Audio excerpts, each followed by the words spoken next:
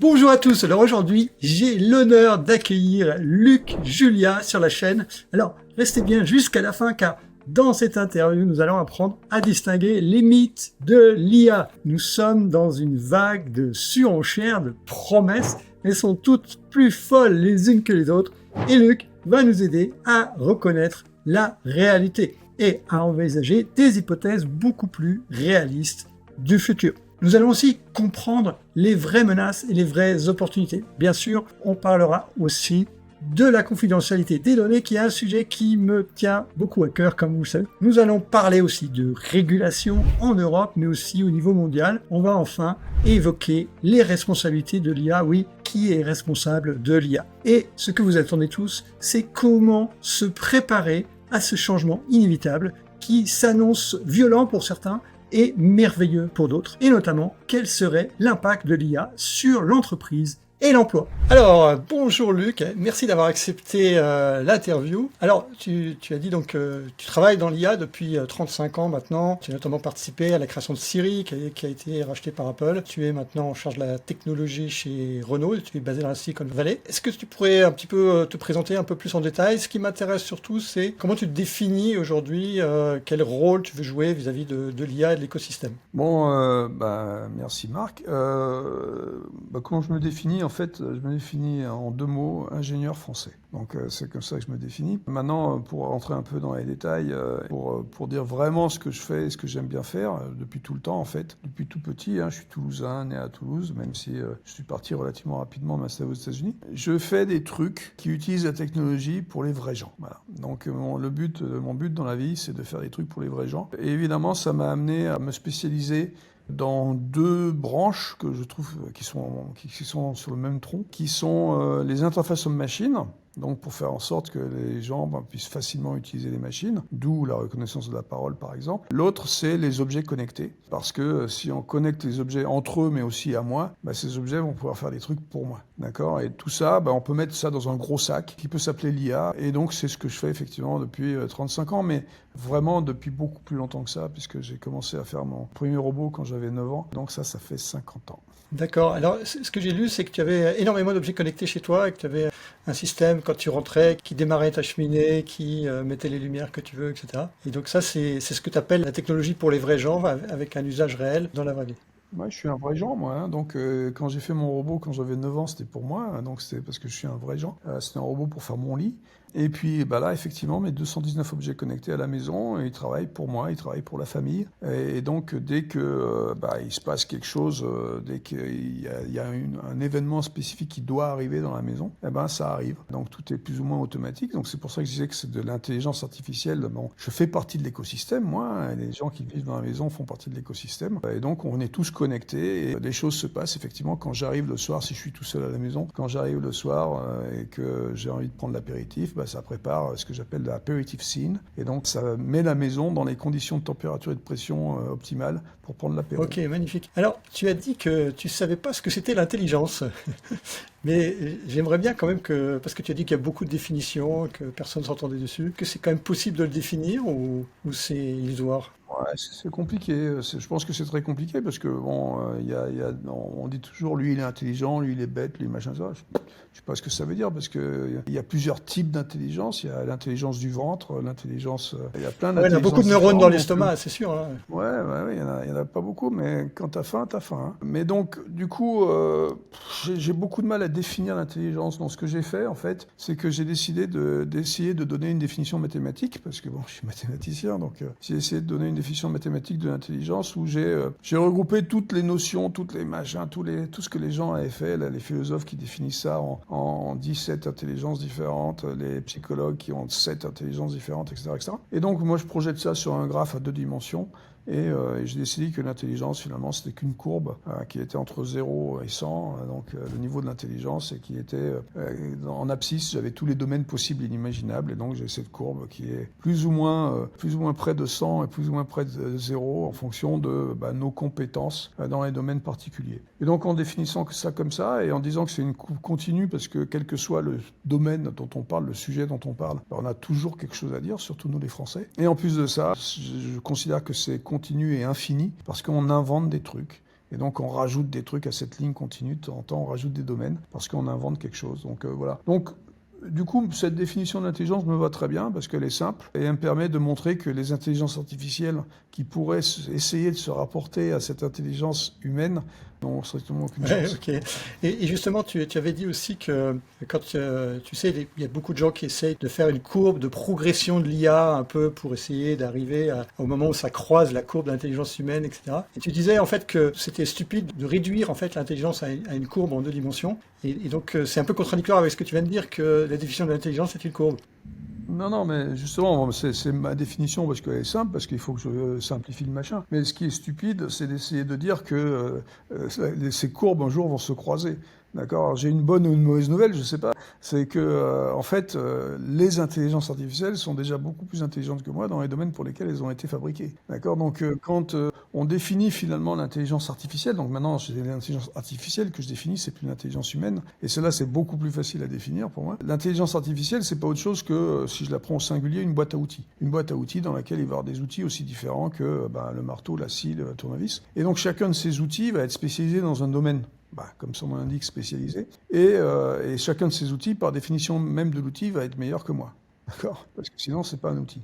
Et donc, du coup, depuis la nuit des temps, enfin, depuis 70 ans officiellement, depuis 1956, mais en fait, depuis la nuit des temps, on crée des outils qu'on peut appeler intelligence artificielle, donc des intelligences artificielles, qui, dans le domaine particulier pour lequel on a créé ces outils, sont meilleurs que moi. Donc, quand j'entends « Oh, bientôt l'intelligence artificielle va nous dépasser », les gars, j'ai une mauvaise nouvelle. L'intelligence artificielle nous a déjà dépassés depuis très très très longtemps, parce que ces outils sont meilleurs que nous. La machine à calculer, est-ce que c'est intelligent de faire une addition, une soustraction? Ouais, c'est relativement intelligent, parce que des fois c'est compliqué. Par le Pascaline, en fait, par exemple. Ouais, le Pascaline, 1642, C'est ancien, hein, Pascal. c'est ancien, c'est sûr. Ouais, ça fait un petit moment. Le boulier, tu vois, le boulier, c'est pas jeune non plus. Tu vois, donc ces intelligences artificielles-là, qui sont des intelligences artificielles, parce que ça fait des trucs qui ont l'air intelligents, elles nous dépassent, évidemment, elles sont meilleures que nous. Le boulier ou la Pascaline, elle va faire une opération compliquée en 4 secondes et elle aura juste. Ouais. Et donc tu disais, en fait, toi, tu penses que l'IA, à partir des modèles statistiques, ne peut pas égaler ou dépasser l'intelligence humaine. Il faudrait d'autres choses, d'autres technologies. Tu parlais notamment de la partie quantique. Ça me semblait spéculatif aussi, si j'ai bien compris. Ah oui, c'est pour l'explicatif. Bon, le quantique, aujourd'hui, on ne sait pas exactement où il va. Les gens qui font du quantique et qui sont honnêtes sur le quantique, eux-mêmes disent qu'ils ne sont pas sûrs d'exactement d'où ça va. Mais bon, ceci dit, c'est intéressant. Ce qui est sûr, c'est qu'aujourd'hui, depuis donc 70 ans, les intelligences artificielles, ce sont des mathématiques.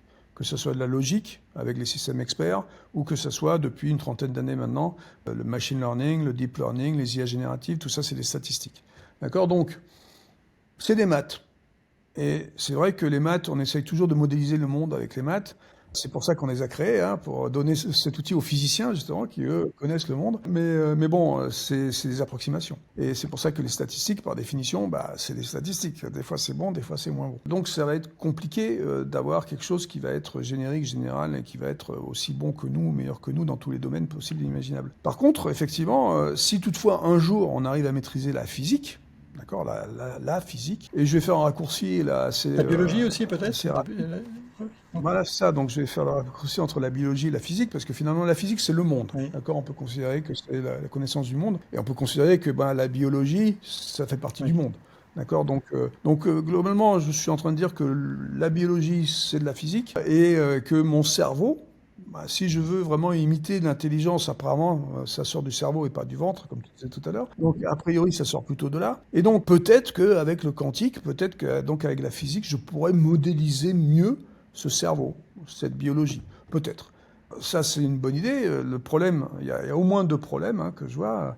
Le premier problème, c'est est-ce que le quantique, on va vraiment réussir à faire quelque chose avec ? D'accord, donc est-ce qu'on va vraiment réussir à faire des ordinateurs? Tu penses que ça ne peut pas, même avec un horizon temporel lointain, ça peut ne pas aboutir du tout? J'en sais rien. On ne peut pas savoir. Je suis pas physicien, j'en sais rien, j'écoute j'écoute ce que disent les gens, j'écoute ce que disent les gens que je considère comme honnêtes donc dans ce domaine, et j'entends que on a essayé il y a une quinzaine d'années de faire des ordinateurs quantiques qui étaient à moins de 273 degrés. On s'est aperçu que bon, c'était stable, c'était bien, mais le problème c'était froid. Ah oui, c'est sûr. Et donc ça pète énormément d'énergie. Donc du coup, on dit on va pas le faire à moins de 273 degrés parce que sinon c'est pas scalable, on peut pas les mettre à l'échelle. Donc du coup, on va faire ça on va un peu plus haut dans la température, donc à moins 100 degrés. Mais dès que je fais à moins 100 degrés, je vais avoir des erreurs statistiques justement de ces atomes qui vont pas être bons. Et donc je vais rentrer des stats. Donc je vais rentrer des maths. Là, dès que je rentre des maths, ça va être compliqué. Bon, bref. Mais donc, imaginons qu'on arrive quand même à faire un ordinateur quantique dans lequel on a confiance. Bon, très bien, on imagine ça. Alors, dans combien de temps, j'en sais rien. Moi, je dis 10 000 ans, peut-être. Bon, j'en sais rien. Et donc, mais imaginons ça. Et après, il y a un autre truc, c'est qu'il faut que je limite ce cerveau. Donc, il faut que je dise, je suis en train de vouloir imiter, donc, avec cette biologie / physique, je suis en train d'imiter le cerveau. Mais pour imiter quelque chose, il faut que je le comprenne. Et aujourd'hui, les gens qui étudient le cerveau, et on utilise le cerveau, l'humain utilise le cerveau depuis 2000 ans, on comprend, d'après, encore une fois, les gens qui étudient le cerveau, moi j'y comprends que dalle, ils disent qu'on comprend entre 20 et 40% du cerveau. Donc, mettez un truc dont on ne comprend pas, ça va être compliqué. Donc, en gros, c'est compliqué. D'accord, donc je dis pas que c'est impossible, j'en sais rien, mais je pense que c'est compliqué. Et donc aujourd'hui, le meilleur truc qu'on a, ce sont ces IA génératives ou le machine learning ou le deep learning, qui sont des approximations, qui font des trucs bien dans des domaines particuliers, comme j'ai dit, sont des outils utiles dans des domaines particuliers, et elles marchent relativement bien ces IA. D'accord, très bien. Alors, tu avais lancé un premier livre, un deuxième livre, si je ne me trompe pas, qui s'appelait L'IA n'existe pas, où tu parlais surtout de l'IA, ce qu'on appelle l'IA générale, en fait. Et là, donc, tu lances un nouveau livre où tu essaies de mettre en perspective le fait que l'IA, en fait, elle génère, mais elle ne crée pas. Elle crée rien. Est-ce que tu peux nous dire rapidement, quelle était l'ambition du livre, quel était l'objectif? Alors déjà, le sous-titre de celui-là, c'est l'IA n'existe toujours pas. Et donc, ça veut dire quoi déjà que l'IA n'existe pas? Quand je dis que l'IA n'existe pas, c'est cette IA au singulier, l'IA dont je parlais tout à l'heure, qui est cette IA qui serait omnipotente et générale et générique, et qui serait ce que j'appelle l'intelligence artificielle de Hollywood. D'accord, celle-là, c'est celle des films de science-fiction, de Terminator, de Her, ça n'existe pas. D'accord, donc ça, l'IA, cette IA-là, malheureusement, c'est celle qu'on représente le plus dans les médias, ou celle dont on parle parce qu'on se fait peur et on aime bien être un peu sensationnel. Donc malheureusement, c'est celle-là dont on parle quand on parle entre nous de l'IA. Mais cette IA-là, elle n'existe pas, elle n'existera jamais. Bon bref, ça c'est réglé. Qu'est-ce que je dis quand je parle des IA génératives en particulier? Je dis que les mots ont un sens. D'accord, et on a appelé ça IA générative parce qu'elle génère. Et donc, on n'a pas appelé ça IA créative parce qu'elle ne crée pas. D'accord? Et donc, c'est quoi? Pour une fois, les termes sont justes parce que tu notais que souvent, les termes étaient un petit peu inadaptés. Ouais, alors quand je dis que les termes étaient inadaptés, c'est nous qui avons fait exprès de ne pas adapter les termes. C'est-à-dire que quand je dis que l'intelligence artificielle, on n'aurait jamais dû appeler ça intelligence artificielle, c'est que rapidement, on a traduit intelligence par intelligence humaine. Malheureusement, c'était pas vraiment ça qu'ils voulaient dire au début, les mecs qui avaient fait c'était l'information, en fait, le mot intelligence. L'information, comme dans CIA, c'est intelligence, information. Donc c'était plus des données, donc des données statistiques, et donc c'était plus ça. Mais bon, rapidement, on a fantasmé sur l'intelligence humaine, on a dit que ça allait remplacer l'humain, blablabla. Et donc rapidement, on a parlé d'intelligence, on a essayé de comparer l'intelligence artificielle avec l'intelligence humaine, ce qui est une bêtise évidemment absolue. Bon bref, donc maintenant aujourd'hui, on n'a pas fait l'erreur justement avec les IA génératives. On a appelé ça IA générative parce que ça génère à partir de modèles statistiques qui utilisent énormément de données, d'accord? Donc on a mis en gros tout Internet dans ChatGPT par exemple, d'accord? Donc il y a tout Internet là-dedans. Donc c'est un modèle et moi je vais pouvoir à travers le prompt, donc ce qui est une invention extraordinaire par contre, à travers le prompt, je vais pouvoir interroger cette IA, avoir un dialogue avec cette IA et puis lui faire sortir des trucs, mais elle va sortir des trucs du modèle. Et par définition même, un modèle, ça veut dire ce que ça veut dire, c'est un modèle. Et donc, ça va me sortir ce qu'il y a dans le modèle et pas plus. Parce que les données qui seraient des données originales, elles n'existent pas, puisque c'est des données qui sont des données du passé. D'accord ? Donc, du coup, nous, on fait pareil. La plupart du temps, on n'est pas originaux. On crée rien. Même les artistes, ils copient d'une certaine manière.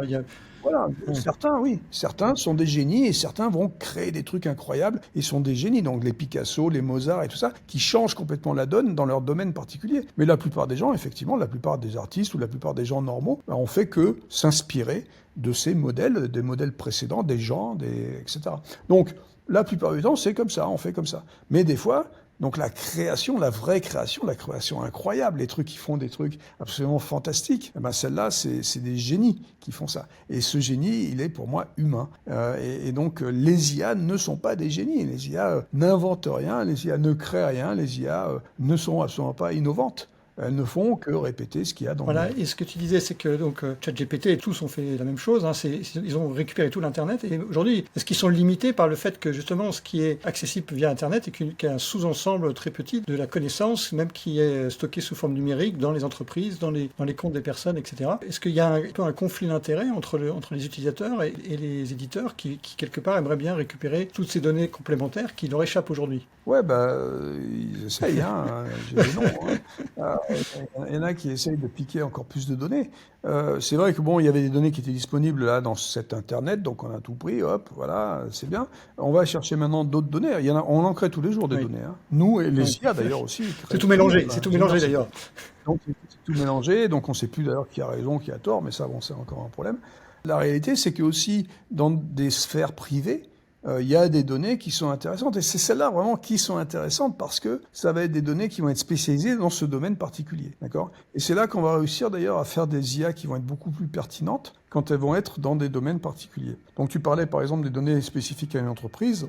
Si tu arrives à faire un modèle qui va utiliser des données, ce qui s'appelle du fine-tuning par exemple, où on va fine-tuner un modèle avec des données d'une entreprise, tu spécialises le modèle dans la connaissance de cette entreprise, et là, cette IA va effectivement avoir des données qui sont des données privées de l'entreprise, mais qui va du coup être une vraie spécialiste. Cette IA va être une vraie spécialiste de cette entreprise. Et ça va limiter aussi, j'imagine, les hallucinations, parce qu'on va pouvoir forcer le modèle à utiliser les données qui ont été d'une certaine manière validées, parce que sur l'Internet, un des problèmes, c'est qu'on n'a personne qui valide vraiment quelles sont les sources d'informations qui sont justes. Exactement. Et c'est pour ça que tu as des IA qui sont plus ou moins de confiance. D'accord ? Alors bon, en général, moi, je fais pas confiance aux IA de toute façon. D'accord ? Les IA un peu générales, là, les ChatGPT et autres Gemini, elles racontent beaucoup de bêtises. Hein. Donc, elles hallucinent, comme tu as dit, mais elles racontent aussi, elles font des erreurs tout court. Mais il y en a qui font des erreurs exprès. D'accord ? Et donc, Grok, par exemple. Il y a des informations, tu veux dire ? Oui. Là, eux, c'est une IA complotiste. C'est fait exprès. D'accord ? Donc, c'est une volonté de Musk. Hein, Musk dit, on va prendre la meilleure base de données du monde, X, d'accord, Twitter, et on va on va mettre notre IA autour de X. Et donc, du coup, ça va raconter des trucs qui sont en train d'être racontés sur X. Donc, ça raconte n'importe quoi. D'accord ? Mais c'est assumé. C'est comme ça. C'est sa décision. Musk, il veut faire une IA qui est complotiste. Et c'est pour ça que là, on a vu ces jours-ci, là, qu'il faisait l'apologie d'Hitler, faisait de l'antisémitisme de base. Donc, bon, voilà. Donc, il y en a qui décident de faire ça. Donc, du coup, c'est vrai qu'on ne sait pas d'où viennent ces données, du coup. Enfin, on ne sait pas exactement d'où ça sort. Tandis qu'effectivement, quand on va spécialiser les trucs et quand on va avoir seulement des données de confiance, à ce moment-là, effectivement, on va se retrouver avec des IA qui sont beaucoup plus pertinentes. Mais elles sont aussi beaucoup plus petites, ce qui est très bien, parce qu'elles sont aussi beaucoup plus frugales, qui est un autre problème. On va y revenir justement, parce que j'ai aussi des questions là-dessus, sur l'impact environnemental, et j'ai remarqué que tu étais assez direct là-dessus, parce que tu considérais que c'était insuffisamment pris en compte. Je veux juste revenir sur Elon Musk, parce que tu as dit qu'il était à la fois génial et fou. Tu as aussi parlé de Bill Gates, de Stephen Hawking, qui racontait un peu n'importe quoi, selon toi. Est-ce qu'il y a une raison pour ça ? Est-ce que tu penses qu'ils ont des objectifs business derrière à servir, ou est-ce que c'est juste des erreurs ou des mensonges comme ça, ou des biais ? Alors, Hawkins et Gates, je pense que c'était des erreurs. D'accord, parce qu'ils n'ont pas analysé le machin. Hawkins était sur la fin de sa vie, il était un peu fatigué, je pense. Gates, il est revenu sur ses déclarations, hein, parce qu'effectivement, au début, quand il a été peut-être un peu impressionné, on l'a voulu l'impressionner avec les IA, c'était bien avant les IA génératives, hein, qu'il a déclaré qu'il fallait faire attention aux IA. Puis, depuis, il a compris ce que c'était vraiment, et puis, bon, il est revenu sur ses déclarations. Les Musk ou les Altman, eux, par contre, c'est exprès. Donc eux, vraiment, c'est by design qui vont raconter n'importe quoi. Et c'est seulement pour sauver leur business, en fait, hein, dans le sens où ils ont besoin beaucoup d'argent et de donner des perspectives un peu magiques pour qu'on leur donne tout cet argent. Et quand tu vois qu'ils poursuivent quelque chose qui est pour moi impossible, qui est cette AGI, la Artificial General Intelligence, donc le machin énorme qui va tout répondre à tout le temps, tout correctement. Quand tu vois que, évidemment, Trump se met de leur côté, hein, et surtout du côté d'Altman, en faisant le projet Stargate, qui est un projet à 500 milliards de dollars pour construire plus de data centers, et c'est plus, la course au plus, d'accord ? Donc ça va être aussi des data centers qui vont utiliser du charbon, ça va être, enfin, on retourne dans le vieux monde ridicule de cette course, donc on va reparler des ressources après. Mais bon, donc du coup, ces gens-là, effectivement, eux, je ne sais pas si fondamentalement ils croient vraiment ce qu'ils disent, d'accord ? Musk, bon, il est devenu fou récemment, d'accord ? Donc lui, je pense qu'il croit ce qu'il dit, parce qu'il est fou, d'accord ? Mais Altman, je ne suis pas sûr qu'il croit ce qu'il dit. D'accord, je crois qu'il croit en son business, il faut qu'il sauve son business. Et OpenAI est fatigué, hein, parce qu'OpenAI va perdre 7 milliards de dollars cette année, va perdre 14 milliards de dollars l'année prochaine. Je veux dire, ils sont en dumping, hein, ils essayent de faire en sorte que les gens utilisent ChatGPT, mais ils n'utilisent pas à leur vraie valeur, hein, d'accord ? Soit c'est gratuit, soit on paie des petits abonnements à 20 dollars, mais ça devrait coûter beaucoup plus que ça, puisqu'ils utilisent effectivement beaucoup d'argent. Et du coup, il faut qu'ils lèvent beaucoup d'argent tout le temps. Et donc, pour lever beaucoup d'argent... Il faut faire des promesses, même si elles ne sont pas tenues. Ah ouais, il promet des trucs, et donc c'est... Et donc là, la vision de départ qui était de créer des IA pour que tout le monde puisse se défendre, en fait, en disant, il y en a qui vont l'utiliser à mauvais escient, on va y revenir sur le fait que l'IA, en fait, ça peut être à la fois un outil pour se défendre, mais un outil pour attaquer. Mais tu penses que Altman, il a abandonné cette mission initiale, ou il l'a peut-être jamais eu au début?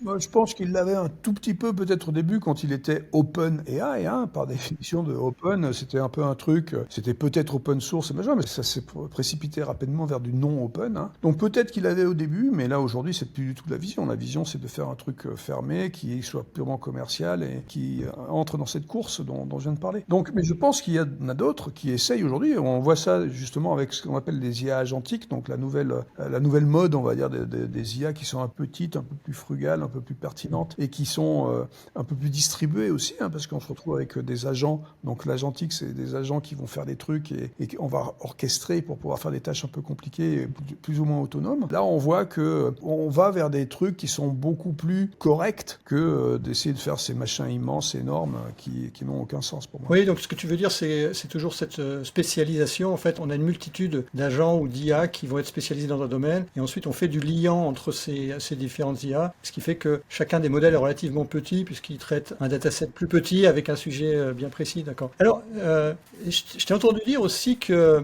pour toi, l'IA, c'était pas une révolution, c'était une simple évolution. Et est-ce que tu pourrais un peu développer là-dessus? Tu parlais quand même d'une révolution peut-être d'usage. Ouais, donc que j'entends souvent, et c'est toujours pareil, c'est les médias, hein, toujours on gonfle les trucs, machin, tout ça. Donc l'IA est une révolution. Alors les gars, on va se calmer un tout petit peu. Hein. L'IA générative n'est pas une révolution. Une révolution, nous en France, on sait ce que c'est. Hein. C'est quand on coupe des gens. Et tout ça, donc il faut se calmer un peu. Et surtout quand on regarde ce que c'est vraiment ces IA génératives. Ces IA génératives, ce sont des statistiques. Encore une fois, c'est des modèles, des gros modèles. Ça, c'est vrai, c'est gros. Et donc par rapport aux IA d'il y a 30 ans, qui étaient ces IA qu'on a appelé le machine learning au début, mais ces machine learning, c'était déjà des modèles qui utilisaient moins de données. Et moins de compute aussi, moins de capacité de calcul. Puis après, il y a eu le deep learning. Deep learning, on utilisait un peu plus de données et un peu plus de capacité de calcul. Et aujourd'hui, on a évolué. Alors c'est exponentiel, effectivement, mais on évolue, on a beaucoup plus de données. Hein, parce que dans les années 90, donc, le machine learning, c'était 100 000, 1 million de morceaux de données pour créer un modèle. D'accord ? Après le deep learning, c'était 10 millions, 100 millions de morceaux de données pour créer un modèle. Et aujourd'hui, on parle de milliards de données. 1200 milliards pour ChatGPT, 1200 milliards de paramètres. Je veux dire, c'est n'importe quoi. D'accord ? Donc c'est cette course effrénée, là. Donc, c'est une évolution du montant de données qu'on utilise et donc, du coup, aussi du compute qu'on utilise. En plus de ça, contrairement aux IA précédentes, quand les modèles étaient un peu plus petits, les IA génératives, quand les modèles sont énormes, elles utilisent non seulement beaucoup de ressources au moment où on crée les modèles, mais elles utilisent aussi de la ressource au moment où on les utilise, ce qui n'était pas trop le cas des vieilles IA. Donc, ce qui s'appelle l'inférence, on utilise aussi des ressources. C'est un des problèmes, mais on va y revenir. Donc, du coup, ça, c'est une évolution, donc pas des mathématiques, mais une évolution des données et de la façon dont on va traiter ces données. Par contre, oui, c'est vrai, c'est une petite révolution quand même au niveau de l'usage. Et c'est le prompt dont j'ai déjà parlé tout à l'heure qui nous donne cette capacité à n'importe qui de faire n'importe quoi. Et on s'en prive pas d'ailleurs, parce qu'on fait vraiment n'importe quoi. Mais donc, cette capacité du prompt, c'est quand même magnifique, parce que ça permet de pas être informaticien, pas être data scientist, pas avoir à jouer avec des API, des machins, des langages de programmation et tout ça. Je lui parle en langage naturel, et j'ai une conversation avec cette IA pour raffiner mes requêtes avec cette conversation. Et ça, en langage naturel, en langage de tous les jours. Donc voilà, je peux taper, je peux parler, je peux faire plein de choses. Et ça, effectivement, cette révolution d'usage, ça a fait que en janvier-février 2023, en 2 mois, on a eu 100 millions d'utilisateurs de ChatGPT 3.5. 100 millions d'utilisateurs d'une technologie, c'est la première fois dans l'histoire des technologies qu'on avait une technologie qui était si rapidement adoptée par autant de personnes. D'accord ? Donc effectivement, ça, c'est une petite révolution. L'usage, le fait que n'importe qui puisse l'utiliser, c'est absolument magnifique. Le problème, c'est magnifique, mais comme tu viens de le dire aussi, on peut l'utiliser à bon et à mauvais escient.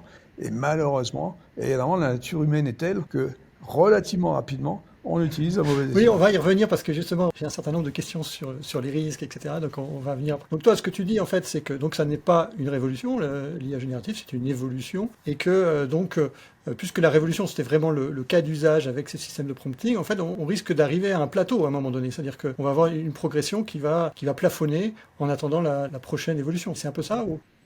Ça a plafonné en fait, parce qu'on a utilisé toutes les données, hein, d'accord. Donc c'est pas tout à fait vrai ce que je dis, parce qu'on génère tous les jours des nouvelles données, aussi bien nous que ces IA. Mais en gros, on a tout utilisé. Donc on a vu déjà le plateau. C'est-à-dire que ChatGPT 4o, c'était un plateau. C'est-à-dire qu'après, quand tu as utilisé 1200 milliards de données, tu peux pas tellement utiliser beaucoup plus. Tu peux en remplacer, tu peux faire d'autres choses. Mais bon, c'est compliqué du coup d'aller beaucoup plus haut. Donc c'est pour ça qu'il y a des nouvelles générations d'IA qui vont arriver. Donc déjà, on s'est aperçu que c'était peut-être pas la peine d'utiliser autant d'IA. Donc au lieu d'avoir des LLM, donc c'est Large Language Model, qui sont ces IA génératives, on commence à faire des SLM, des Small Language Models, et c'est là où on va se rediriger donc vers des trucs plus frugaux et plus spécialisés, et vers l'agentique dont on vient de parler juste avant. Alors maintenant, j'aimerais qu'on parle un peu de l'impact sur l'entreprise et sur l'emploi. Donc tu as dit que les IA, en fait, allaient remplacer des tâches, mais pas des métiers. Et que souvent, on avait tendance à dire que l'IA va remplacer des métiers, des pans entiers. Comment ça va se passer, par exemple, pour un comptable? Est-ce que ce métier va résister ou est-ce que toutes les tâches de ce métier vont disparaître? Ouais, je pense pas que toutes les tâches vont disparaître. Je pense qu'il y aura toujours des tâches qui seront toujours pas automatisables complètement. Il faut avoir un cerveau pour faire en sorte d'appliquer correctement les règlements, les régulations, les trucs, parce que c'est compliqué, hein. Les comptables, ils font pas que compter. Donc effectivement, ça fait longtemps qu'il y a des machines à calculer qui les aident à compter, donc c'est pas ça un comptable. Un comptable, c'est quelqu'un qui connaît aussi la régulation, qui connaît le règlement, qui sait ce qu'il faut remplir comme papier, comme machin, etc. Donc tout ce qui est autour du métier de juste compter, il y a plein de tâches qui sont des fois on peut se faire aider par ces tâches, les automatiser avec certaines IA, mais parfois, donc, c'est impossible. Mais même quand on va se faire aider par certaines IA, il y a la maîtrise de l'IA elle-même qui est une nouvelle tâche. Donc, quand on a des métiers comme ça, on se rend compte qu'il y a des tâches qui sont créées à l'intérieur des métiers. Donc, il y a des nouveaux métiers qui sont créés, par contre, de temps en temps aussi. Donc ça arrive. Par contre, des métiers qui disparaissent, c'est très très rare. D'accord ? Mais pour ça, il faut se reporter aussi à toutes les bêtises qu'on a pu dire récemment. Donc, j'entends des gens super intelligents qui disent 30 millions d'emplois vont disparaître à cause des IA génératives. Alors, je sais pas d'où ça sort, hein. Les gars, ils ont fait des études de doigts mouillés. Mais ce qui est marrant surtout, c'est que c'est exactement les mêmes études qu'il y avait dans les années 2000. 2001, 2002, et tu remplaces IA générative par Internet, tu vois. Et donc, c'est idiot de faire des spéculations. On n'en sait rien, d'accord. Donc, peut-être qu'il y aura des tâches, effectivement, et peut-être qu'il y aura des métiers qui seront remplacés parce qu'on va réussir à remplacer toutes les tâches, mais c'est très, très peu probable. Et pour ça, il faut encore une fois, se retourner et regarder l'histoire, hein, parce que c'est quand même l'histoire est une bonne enseignante. Et regarder ce que nous a appris Schumpeter au début du XXe siècle, quand lui, il a analysé ce qui s'est passé avec les révolutions industrielles du XIXe siècle. Et donc, il a dit, les gars, en fait, c'est la destruction créative. Destruction créative, comme il décrivait ça. C'est-à-dire qu'on détruisait des tâches, mais on en créait d'autres. Et donc, net, en fait, on se retrouvait avec quelque chose qui augmentait. Justement, tu avais cité dans l'exemple des guichetiers qui distribuaient de l'argent, etc. Et en fait, quand ils ont passé aux distributeurs automatiques, on s'est dit, il n'y aura plus personne au guichet. Et en fait, le résultat, après, je sais plus, une dizaine d'années, c'était qu'il y avait un gain, je crois que c'était 3%. Ouais, c'était un petit gain, mais il y avait un gain de nombre de guichetiers. Pourquoi ? Parce que juste à ce moment-là, c'était un peu de chance aussi. Et c'est juste au moment où les banques se sont aussi transformées. Les banques se sont transformées en quelque chose qui ne distribuait pas juste de l'argent, mais ils se sont mis à faire aussi de l'assurance, ils se sont mis à faire conseillers fiscaux, des machins placement comme ça. financier, Et si donc, peut-être du coup, aussi, ouais. voilà, c'est ça. Et donc, du coup, les guichetiers ont eu une nouvelle valeur. en fait, parce que ils sont devenus beaucoup plus que juste des distributeurs de billets, justement. Ils sont devenus des conseillers. Ils sont devenus des gens qui pouvaient te donner des conseils sur ton assurance, sur la façon de faire tes placements, etc., etc. Et donc, il y a effectivement eu une augmentation dans les banques, petite, mais une augmentation de 3% des guichetiers dans les banques et dans ces institutions. Donc là, ça me fait une super transition pour la question suivante. C'est par rapport à un dirigeant, en fait. Comment on fait pour essayer d'identifier maintenant les ressources, à la fois humaines, matérielles, immatérielles, qui vont devenir obsolètes, c'est-à-dire dont on n'aura plus besoin dans le futur. Et comment essayer de deviner ou identifier les ressources dont on aura besoin, justement pour réinventer le métier, parce que c'est un peu ce qui s'était passé avec les guichetiers. Comment on fait, en fait, quand on est dirigeant? Alors c'est en même temps compliqué, en même temps simple. D'accord. C'est compliqué parce que il faut travailler, d'accord? Donc il faut travailler, ça veut dire que il faut aller voir chacun des métiers. Alors si je suis un patron, il faut que j'aille voir tous les corps de métier à peu près de mon entreprise. Il faut que j'aille comprendre, que je me fasse aider pour comprendre quelles sont ces tâches qui sont des tâches répétitives, des tâches qui potentiellement peuvent disparaître et peuvent être remplacées par des automates, que ce soit des intelligences artificielles, des robots ou des choses comme ça. Et ça, c'est un travail à faire et on se rend compte, on voit bien. Et il faut se faire aider par les gens eux-mêmes. Mais les gens eux-mêmes, des fois, sont réfractaires. Ils ont peur de perdre parce qu'ils se disent, leur job. voilà. Mais donc c'est là où il faut faire de la pédagogie et je peux te donner un exemple des designers par exemple. Les designers étaient certainement une des corporations qui avait le plus peur des IA génératives parce qu'ils s'étaient dit c'est des IA qui vont créer et moi créatif je vais perdre mon boulot parce que justement ils avaient cette notion de IA qui crée au lieu de IA qui génère, d'accord? Et donc il a fallu faire juste de l'éducation, juste de la pédagogie en disant regardez les gars, en fait ça crée rien, ça va générer des trucs mais grâce au prompt ça va exacerber votre créativité. Et c'est ta créativité qui, à travers le prompt, va être encore plus augmentée. Et c'est ça qui est extraordinaire, c'est que tu vas pouvoir faire ce que tu faisais avant avec Photoshop, avec ton crayon, avec ton papier. Tu vois, alors tu mettais des heures à avoir une idée, à faire un brouillon, machin. Là, le brouillon, tu peux le générer en quelques secondes. Et tu vas pouvoir en générer plein. Et ça va te titiller le machin et ça va exacerber encore plus donc ta créativité. Et donc une fois qu'on leur a expliqué ça, ils ont bien compris qu'ils allaient en fait devenir meilleurs. Et donc ce que les patrons ont pensé peut-être au départ et donc à mauvais escient, enfin ils ont pas eu de bol sur ce coup-là, mais ils ont peut-être pensé, ils ont dit oh là c'est bien l'IA générative, je vais pouvoir virer plein de gens. D'ailleurs il y a des boîtes qui ont viré plein de gens et ils s'en mordent les doigts parce que les boîtes n'existent plus aujourd'hui, en général quand ils ont fait ça. Mais donc je vais pouvoir virer plein de gens, c'est super. Mais en fait, c'est pas du tout ce qui s'est passé. On a vu donc ces IA génératives, elles ont mis un peu de temps à être implémentées pour de bon dans les entreprises. Ça a mis 2 ans. Enfin, c'est beaucoup plus rapide que n'importe quelle autre technologie grâce au prompt aussi. Mais bon, ça a mis 2-3 ans à être implémenté. Et on voit que les trucs qui sont implémentés, c'est pas forcément de la productivité telle que tu pouvais l'imaginer avec un gain de temps absolument incroyable. Mais c'est plus du gain de qualité qui est observé. Et donc, on se rend compte que les gens font mieux leur boulot. Ils font quelque chose de mieux, ce qu'ils produisent est meilleur que ce qu'ils auraient fait sans l'IA. Alors tu vas me dire que c'est une forme de productivité, parce que si tu fais un produit qui est meilleur, ça veut dire que ce produit ne va pas revenir, et donc tu vas pas avoir à avoir toute la chaîne d'avoir à refaire les trucs. Donc, mais c'est intéressant de voir que finalement, il faut voir ces IA comme des aides.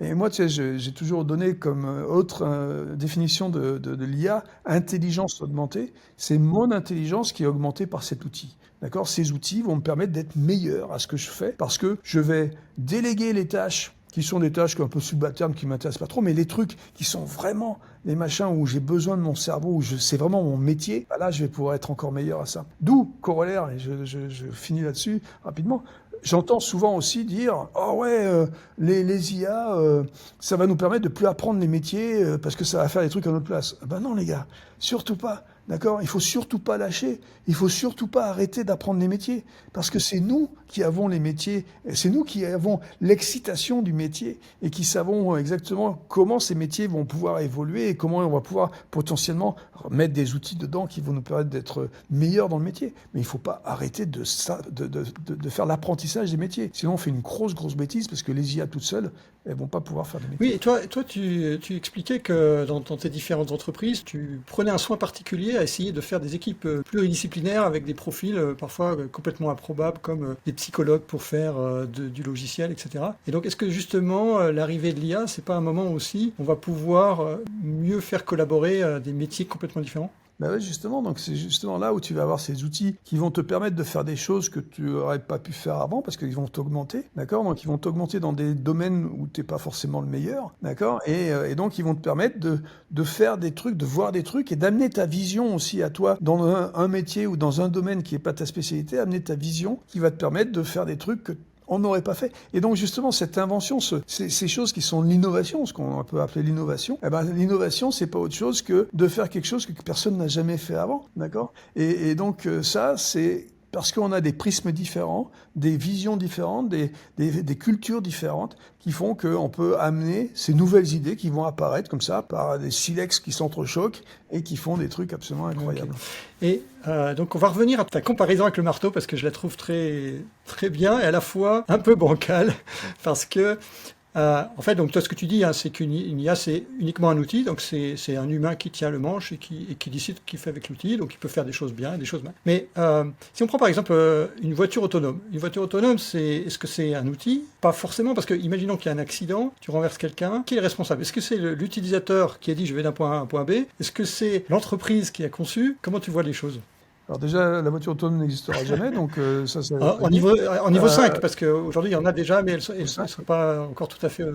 Niveau 4, elles existent déjà plus ou moins avec les robots taxis, mais niveau 5, elles n'existeront jamais. Bon, mais en fait, la question, elle est intéressante, mais la réponse, elle est assez simple aussi. C'est on n'en sait rien. Et c'est à nous de décider. Et c'est exactement ce qui s'est passé dans n'importe quel autre domaine. Imagine, qu'est-ce qui s'est passé? Qui a décidé comment ça se passerait si un immeuble s'effondre? Qui est responsable? Eh ben, on n'en sait rien. D'accord? Et comment on a fait? La première fois qu'un immeuble s'est effondré, on a fait une jurisprudence. Et on a dit, bah écoute, les 5 premières années, c'est le mec qui a construit l'immeuble qui est responsable. Après ça, c'est le syndic. D'accord? Et puis après, on a dit, bah oui, non, mais des fois, c'est même pas ça. Des fois, c'est le connard qui a laissé le gaz au 3e étage. D'accord? Donc, ça dépend. D'accord? Et c'est nous, collectivement, qui allons décider en fonction de, d'accord, comment ça se passe. On fait la jurisprudence. Et des fois, on a raison, des fois, on a tort. Des fois, il y a du hasard, d'accord? Ça tombe mal, mais c'est comme ça. Et les immeubles, bah, quand ils ont commencé à tomber, eh ben, ça tombait mal aussi. D'accord. Alors, selon toi, c'est à quel moment qu'on doit commencer vraiment à réguler? Parce que tu as parlé plusieurs fois dans tes... Alors, certainement pas en avance. C'est-à-dire que nous, en Europe, vous, en Europe, vous êtes des spécialistes de la régulation en avance. D'accord? Donc, alors, pas toujours, parce que vous mettez 10 ans à réguler, des fois, on a vu ça avec RGPD, mais des fois, vous régulez trop tôt. C'est ce qu'on voit avec les hacks, par exemple. Vous avez régulé alors que le truc, il n'est pas chaud. C'est pas encore fini, c'est pas démoulé, et déjà, poum, vous faites une loi. D'accord, vous faites une réglementation. Alors bon, il faut faire un peu attention. Donc, alors il faut pas forcément faire comme les Américains non plus, qui eux régulent complètement à la fin et quand il y a vraiment vraiment besoin, quand il y a eu des gros problèmes, d'accord. Mais en fait, ouais, il faut avoir cet équilibre. Il faut avoir compris le machin, quel que soit le machin, avant de le réguler. Et donc le problème que j'ai, moi, en général, avec les régulations qui sont trop tôt, c'est qu'on n'a pas encore compris exactement comment ça va marcher. Et il va y avoir des innovations qui vont encore sortir, et on va s'empêcher de faire certaines innovations parce qu'on va décider de réguler en avance. Et ça, c'est idiot. Et ça, c'est la spécialité européenne. Oui, et la France, surtout avec le fameux principe de précaution, on se dit, on va tout bloquer au cas où.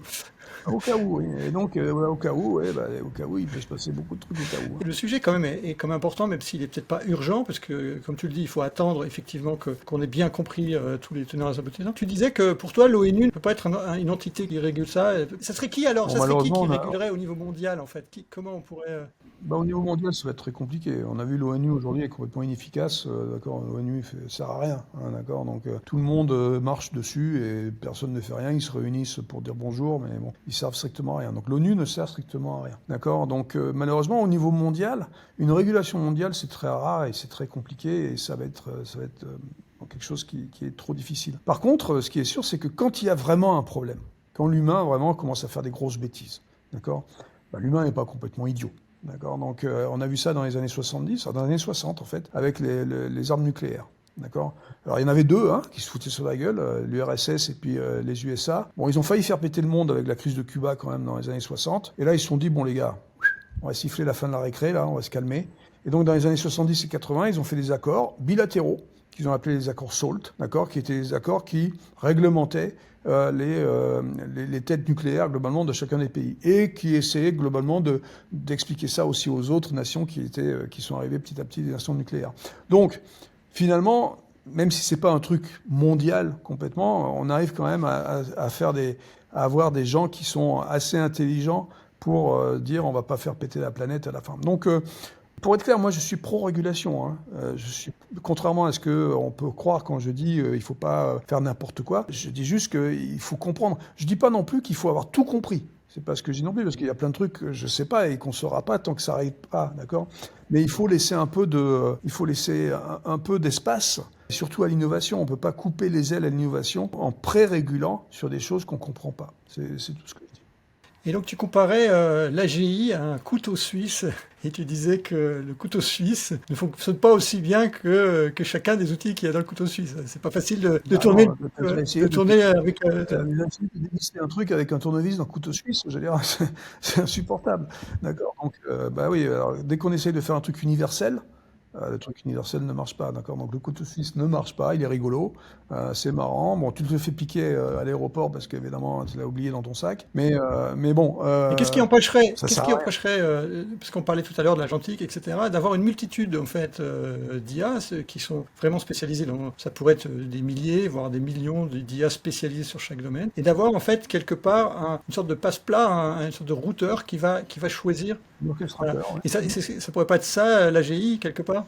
Ah bah ouais, c'est pas mal comme idée. Alors malheureusement, tu vois, je reviens à ma définition là, mon joli truc continu et infini. Le problème dans continu et infini, c'est le mot infini, parce que des domaines, en fait, il y en a une infinité. Et donc, il te faudrait une infinité de ces petits agents. Et bon, c'est super, hein. Alors, tu vas me dire, bah, il suffit de ça. Et l'infinité, c'est beaucoup. Et du coup, c'est une démonstration par l'absurde qu'on vient de faire. Juste démontrer que si t'en fous une infinité de trucs, bah, bonne chance, quoi. Nous, on est capable d'apprendre des nouveaux machins assez facilement, d'accord ? Et donc, on peut se rajouter des domaines à l'infini. Donc, ça serait en fait une asymptote, mais qui serait jamais vraiment une AGI. Ça serait plutôt quelque chose qui résout une grande proportion des problèmes, mais pas totalement. Et donc, on peut pas dire que c'est... ça va devenir de plus en plus compliqué. Ça va devenir de plus en plus compliqué parce qu'évidemment, si tu vas faire ton orchestrateur, mais ton chef d'orchestre, là, qui va dire, bah, tiens, c'est à toi de prendre ça, tiens, c'est à toi de prendre ça, c'est à toi de prendre ça. Mais il va y avoir des ambiguïtés de temps en temps. Et puis il va y avoir un d'eux qui vont dire, bah, moi je veux prendre. Tu vois, et donc, bah, voilà. Et donc là, tu vas commencer à avoir des conflits.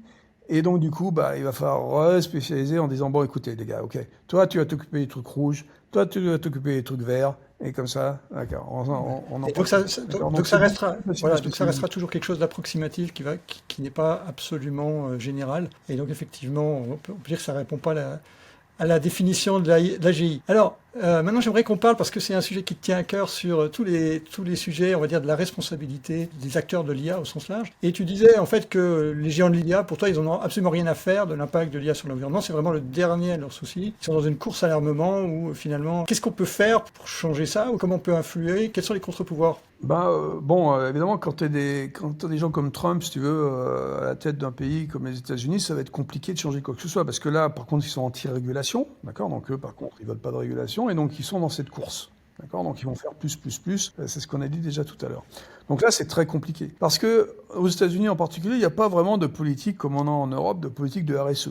D'accord, la politique de RSE, on a une prise de conscience en Europe qui est un peu plus importante, qui est beaucoup plus importante qu'aux États-Unis. Dans la Silicon Valley, on se fout un peu de l'environnement. On est dans cette course, on est dans cette optique de faire des trucs, mais on se fout un peu de savoir. Même la nouvelle génération s'en moque un peu. En Europe, quand tu regardes la nouvelle génération, et quand tu regardes aussi les plus vieux, et le fait qu'on ait implémenté ces politiques de RSE, il y a une prise de conscience un peu que la planète est limitée et que les ressources sont limitées, etc. Donc, l'avenir passe peut-être par l'Europe et par les gens qui aiment la planète et qui se rendent compte qu'on en a qu'une. Et donc, comprendre qu'on peut faire des trucs plus petits, des plus frugaux. Donc, ce dont j'ai parlé un peu alors, avec les agents plus petits et plus frugaux aussi eux-mêmes, je pense que c'est ça. Et quand tu vois des compagnies comme Mistral, par exemple, qui est une compagnie française, mais qui essaye de faire des trucs un peu malins, d'accord ? Donc, faire des trucs malins, c'est un peu l'espoir que j'ai de faire ces IA plus petites. Et bon, il y a cette fameuse IA chinoise qui s'appelle DeepSeek, qui est aussi plus maligne, donc il faut être clair, ils ont fait des trucs malins, où ils prennent moins de ressources que ce que prendrait un OpenAI pour faire quelque chose à peu près similaire.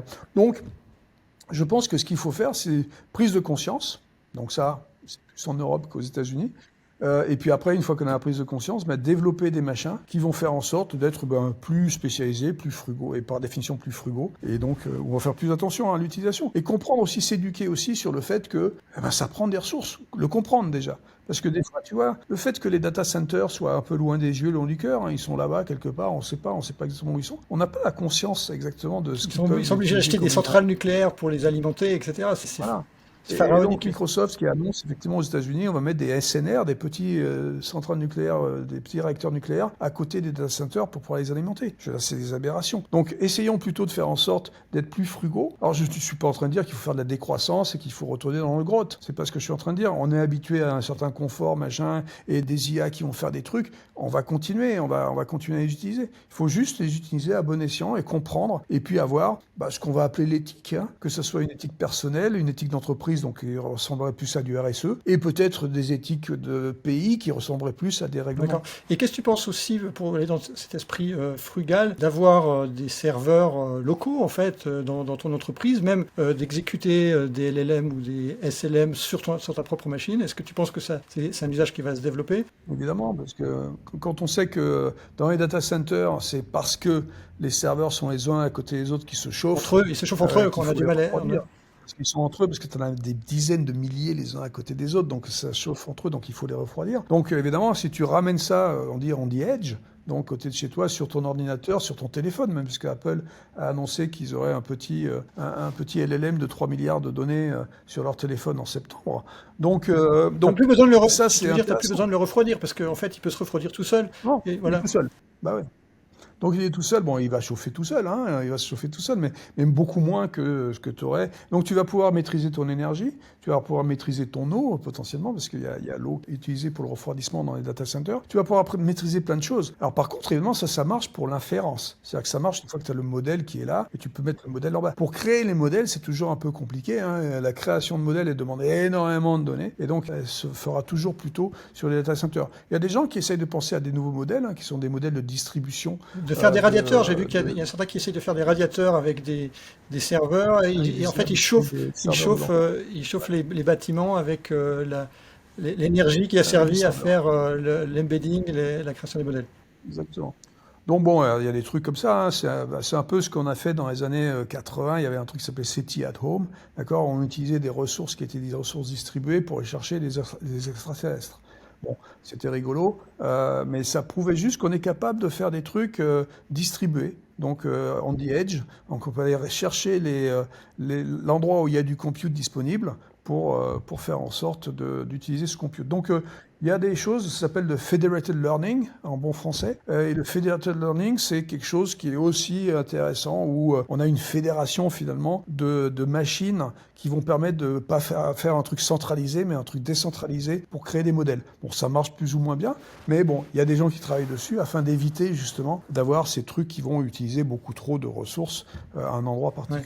Ouais. Et dans ton livre, parce que tu parlais de consommation énergétique d'un cerveau, tu le comparais à des machines, notamment AlphaGo, parce que en fait, on se disait, oui, AlphaGo, ça y est, une intelligence peut dépasser les humains, mais en fait, on ne sait pas en fait la quantité d'énergie pharaonique qu'il faut pour imiter. Alors, est-ce que tu pourrais donner un peu des ordres de grandeur Ouais, c'est assez facile. AlphaGo, c'était c'est en 2017, donc ça fait 2016, c'était il y a un petit moment. 2016, AlphaGo, c'était 440 kW.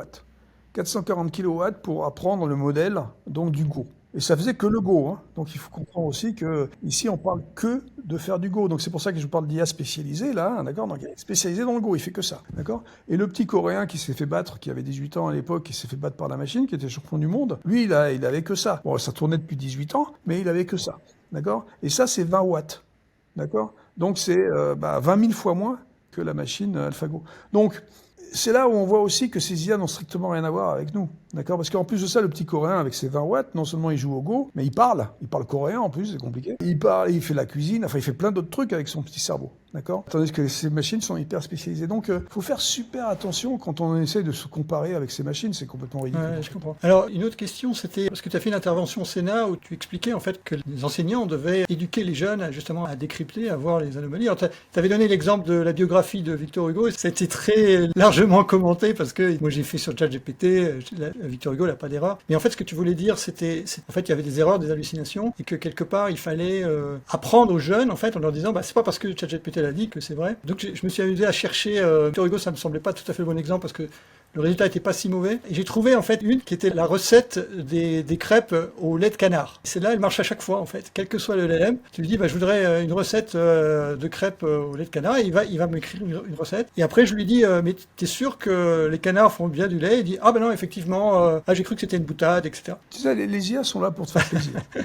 Quand tu demandes quelque chose, on dit oui, elles vont le faire, d'accord? Mais tu sais, il y en a un qui marche tout le temps pour moi, hein. Le truc qui marche absolument tout le temps, c'est de demander ma biographie à moi. Ma biographie à moi, je la demande tous les 15 jours, parce que tous les 15 jours, je m'amuse, j'ai une nouvelle biographie. Et donc, bon, évidemment, c'est difficile de me prendre à défaut sur ma biographie, hein. Et donc, bah, là, je suis CEO d'une boîte qui n'existe pas, ou alors là, je suis prof à Sophie Antipolis, ou alors là, je suis... etc. Donc, bon, c'est quand même assez incroyable. Il y a toujours, dans une page de bio, il y a toujours 1, 2, 3, 5 erreurs. Je veux dire, c'est quand même incroyable. D'accord?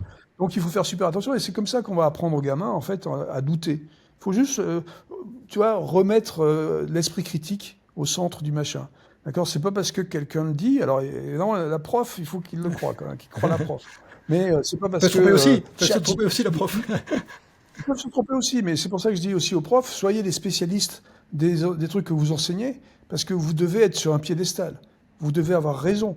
Sur Victor Hugo, si vous faites la biographie de Victor Hugo avec l'IA, si vous ne connaissez pas la biographie de Victor Hugo, vous n'avez pas trouvé les erreurs. D'accord?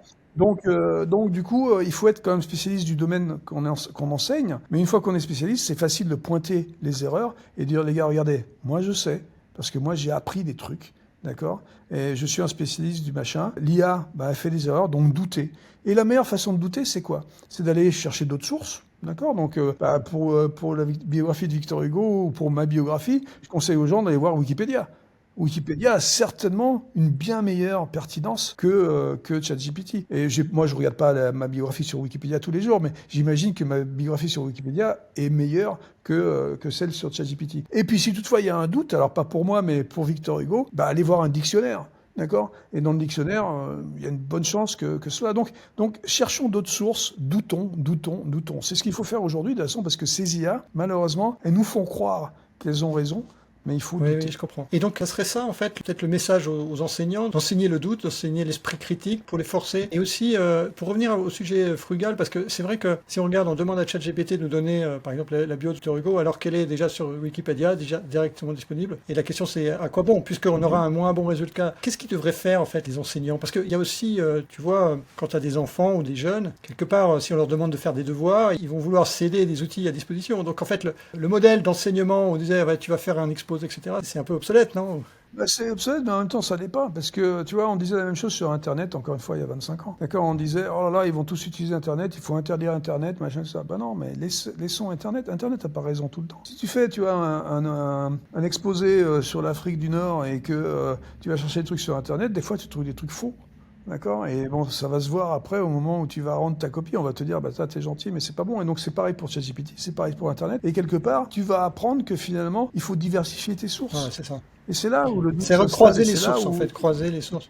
Ah ouais, il faut croiser. C'est ce que doivent faire les journalistes. Les journalistes qui ont très très peur aussi. C'est une autre corporation qui a très très peur de ces IA parce qu'ils disent l'IA va me remplacer. Ben non, absolument pas. On a besoin de plus de journalistes aujourd'hui.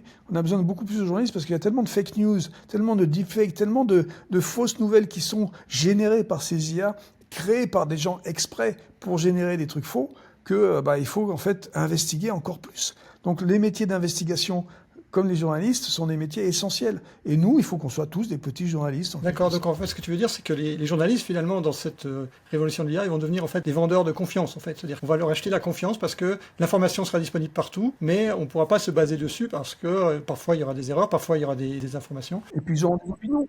Et c'est OK, et ce sera des opinions, et des fois, tu feras confiance à des gens qui auront ton opinion, mais c'est toi qui décides, d'accord? Et puis tu essaieras de trouver des fois celui qui est le plus pluraliste possible, et que tu penses qui est celui qui a le moins d'opinions possible. Tu pourras croiser les contradictoires aussi, voilà.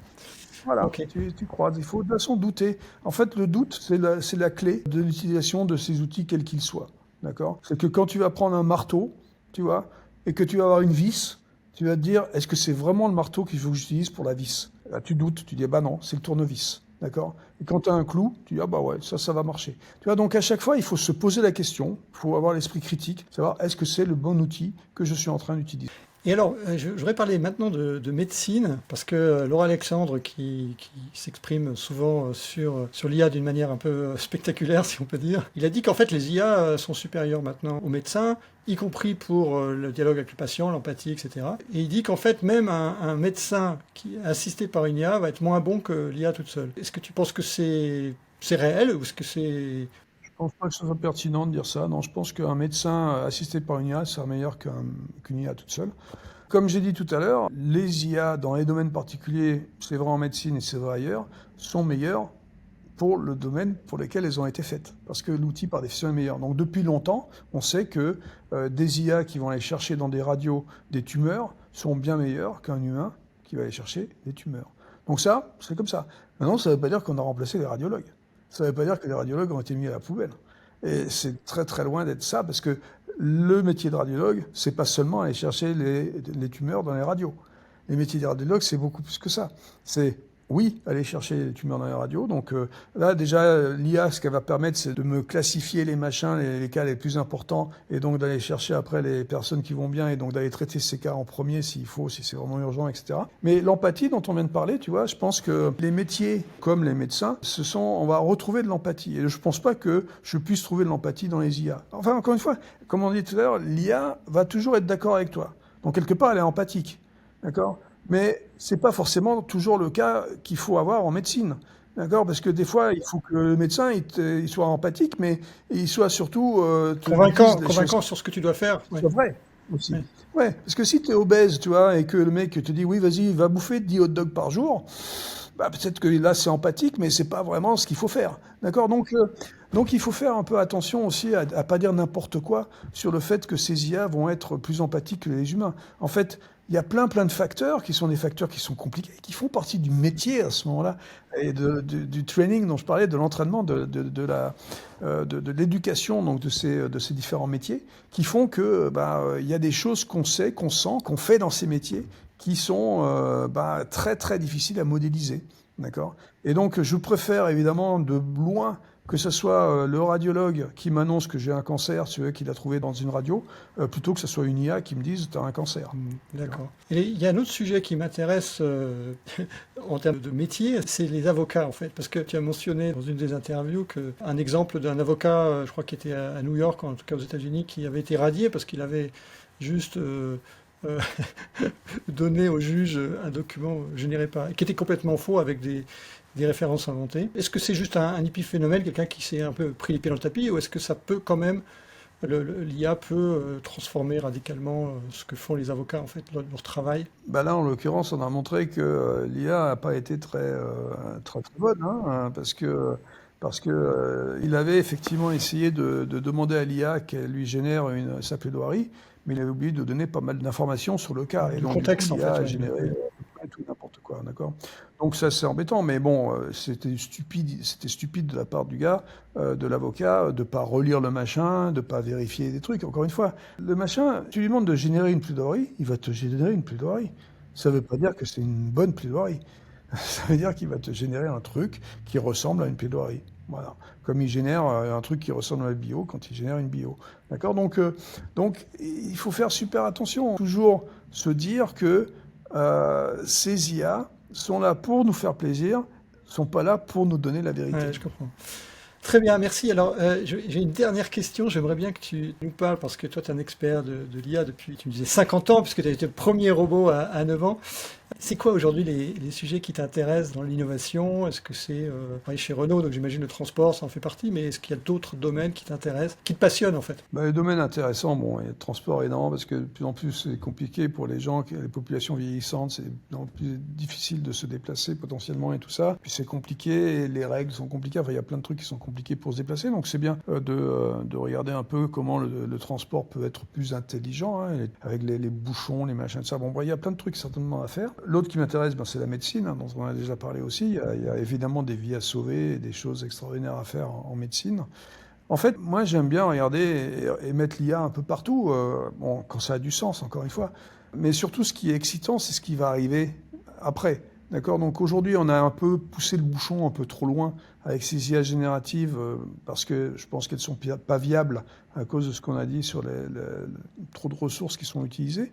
Mais je pense qu'on va arriver à d'autres IA bientôt et bon, c'est comme ça depuis 70 ans. Hein, on fait des IA toutes les 4-5 ans, on fait des nouvelles IA. Mais je pense qu'on va arriver dans des IA très intéressantes dans les 2 ans qui viennent, 2-5 ans qui viennent, parce que on va avoir ces IA agentiques qui vont être beaucoup plus autonomes, mais autonomes où je garde toujours le manche dans Toujours ma le main. manche.